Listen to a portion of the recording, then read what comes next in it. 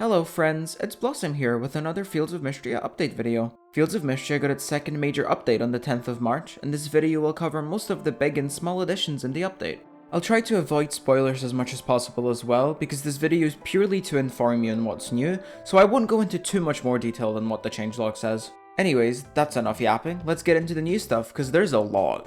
Let's start with the big addition. Caldaris is finally here. I won't spoil his design for you because that's just cruel, so you'll have to see him for yourself. He's got his own lovely abode and you get to talk to him every day as well. You can also watch the meteor shower with him during the Shooting Star Festival. Now that the elephant in the room has been addressed, let's talk about the mines.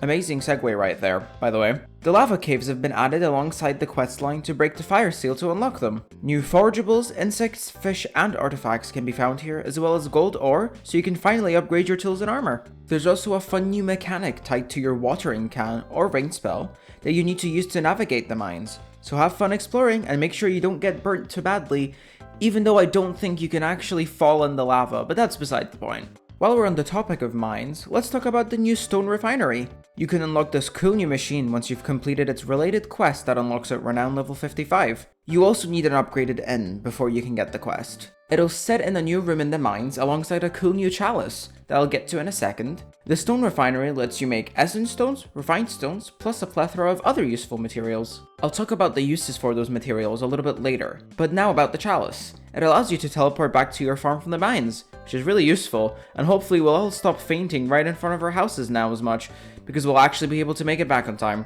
Now let's talk about another new area, the Deep Woods. They're finally here, and you can access them after completing the Fire Seal questline. I won't say much more because I don't want to spoil everything, so go explore them yourself. We're also getting a new spell called Dragon's Breath, which you can unlock during the Fire Seal questline, and that's all I'm gonna say, because I don't want to spoil too much. It is a very fun spell though. Alright, let's talk animals and farming now. Pets are finally here. You can get your own cat or dog on your farm. You can choose their fur color and name, as well as have them do tasks for you, such as collect wood, stone, or forageables. They don't get you much to be honest, but it's quite endearing nonetheless. And of course, you can pet and feed your fluffy friend every day. There's also a new festival called the Animal Festival. It happens on the 10th of winter every year. You can enter one big and small animal of your choice on your farm for a chance to win cosmetics and decor. Now, let's talk about two additions I've personally been wanting for a while, sprinklers and autopetters. Fields of Mistria puts a fun twist on them though, so we have both water and animal sprite statues. Remember the essence stones I mentioned earlier? They're both powered by them. The water statues will water your plants, and the animal statues will play music for your animals, eliminating the need for you to pet them every day. I'm very happy about these two because I've been unironically neglecting my animals because I cannot be bothered petting all of them every day. Alright, we've got a few more major additions left before we get onto some of the smaller ones. A new gossip mechanic has been added with your favorite rich aunt Elise. After doing the corresponding quest to unlock it, you can talk to Elise once per day to learn about a liked or loved gift for one of 3 randomly chosen villagers in the town. It's time for me to min-max gift giving and get everyone to 6 hearts because I'm insane. Anyway, moving on.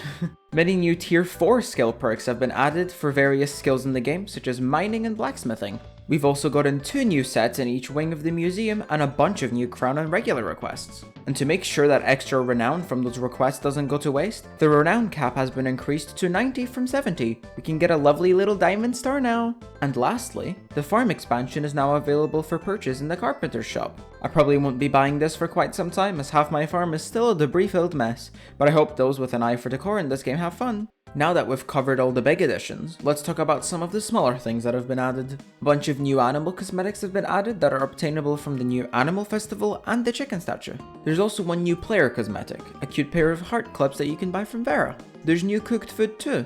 Honestly, I have no clue what it is because I don't cook enough in this game, but there is new stuff. The changelog said so. Anyway, we also got a new lava caves furniture set that you can obtain by exploring them. A highly requested QOL feature has been added too. You can now adjust the length of your in-game days. You get 3 options, the standard or default length, longer and longest. I probably won't be using this feature much myself, but I hope it benefits those who wanted it. And lastly, we've gotten loads of new dialogue, as well as new music tracks for the 2 new areas. Now, let's talk about some updates to existing features and then we're all done. Fishing experience gain has been adjusted, again, to make it easier to level the skill up. Diving spots also give fishing XP now, which is funny because I totally thought they did that already. Oak and pine tree saplings are now craftable at the mill, and the tier 4 woodcrafting perk Tremendous has been replaced with Lumberjack 2. My wood crafting level is abysmal. I'm not even on tier 2 yet, so I've never seen the previous one, but there you go. The new essence stones I mentioned earlier also have a small chance of being in treasure chests in the mines, and the pull from storage button in the chest UI now has a tutorial pop-up to explain how it works when you click it. Okay, let's speed through these last few updates. I've been yapping enough. Each tool now has its own page in the blacksmith store, and a new automation section has been added to the crafting menu, which I can't actually find, but the changelog said it's there, so yeah. Okay, turns out the automation tab does exist, and I'm just blind. Here is a screenshot to prove it. Okay, that's all, back to the video. The almanac has been reorganized and updated with newly added items, and new default animal names have been added as well. And last but not least, Saturday market vendors now have a higher chance of selling recipe items. And that's about everything. The whole changelog will be linked in the description if you want to read it all yourself, and also see all the bug fixes that I didn't mention in this video. Like last time, I didn't cover absolutely everything in the update, but I think I got most of the big stuff. Anyway, I hope you enjoyed this video and found it at least a little bit informative. I stream over on Twitch if you want to check me out over there, playing Fields of Mistria and loads of other games. I'm also kind of ish active on Blue Sky. I like to post my art there sometimes, so feel free to shoot me a follow there as well. Okay, that's the video done. I'm gonna go flirt with Caldaris now. Bye.